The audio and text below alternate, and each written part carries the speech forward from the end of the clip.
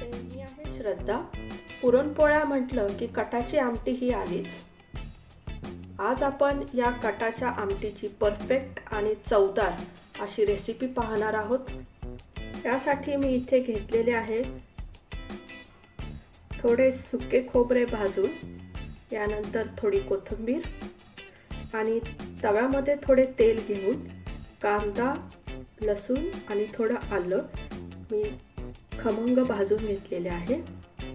आता आपण हा एकत्र मसाला मिक्सरमध्ये कमीत कमी पाण्याचा वापर करून वाटून घेणार आहोत।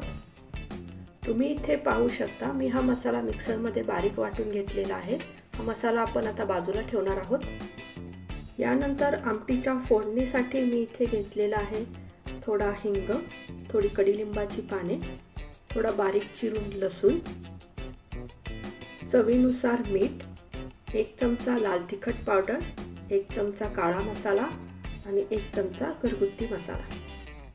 आणि अर्थातच कटाची आमटी म्हटल्यावर इथे मी हरभरा डाळ शिजवून उरलेला कट काढून घेतलेला आहे आणि इथे मी घेतलेली आहे थोडी शिजवून ठेवलेली हरभरा डाळ।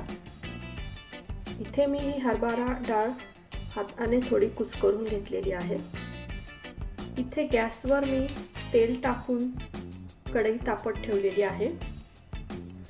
तेल आपले थोडे तापले की आपण सर्वात प्रथम यामध्ये टाकणार आहोत हा बारीक चिरलेला लसूण।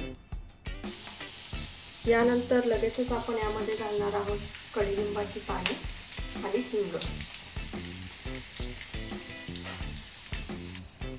आणि आमटीला कलर छान येण्यासाठी तेलामध्ये आपण घालणार आहोत थोडे लाल तिखट आणि लगेचच हा वाटून ठेवलेला मसाला यामध्ये आपण घालूया। आपला वाटलेला मसाला या तेलामध्ये छान परतला गेला की आपण यामध्ये टाकणार आहोत हा 1 चमचा काळा मसाला आणि 1 चमचा घरगुती मसाला। आता हे मसाले आपण यामध्ये छानपैकी मिक्स करून घेणार आहोत। यानंतर याच मसाल्यामध्ये आपण टाकणार आहोत चवीनुसार मीठ। यानंतर मसाला आपला छान परतला गेला की आपण यामध्ये शिजवून ठेवलेली हरभऱ्याची डाळ टाकणार आहोत। ही डाळ आपण मसाल्यामध्ये छान मिक्स करून घेणार आहोत आणि लगेचच आपण यामध्ये टाकणार आहोत हा डाळीचा कट।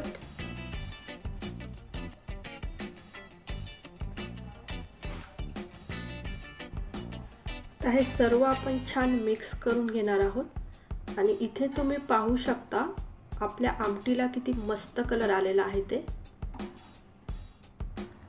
आमटी आपण छानपैकी उकळून घेणार आहोत। अशा पद्धतीने रेडी आहे आपली परफेक्ट कटाची आमटी। या पद्धतीने कटाची आमटी तुम्ही घरी एकदा नक्की करून पहा। मला खात्री आहे अशा पद्धतीने केलेली कटाची आमटी घरामध्ये सर्वांनाच फार आवडेल। अशाच छान छान रेसिपी बरोबर आपण पुन्हा भेटूयात माझ्या पुढच्या व्हिडिओमध्ये। धन्यवाद।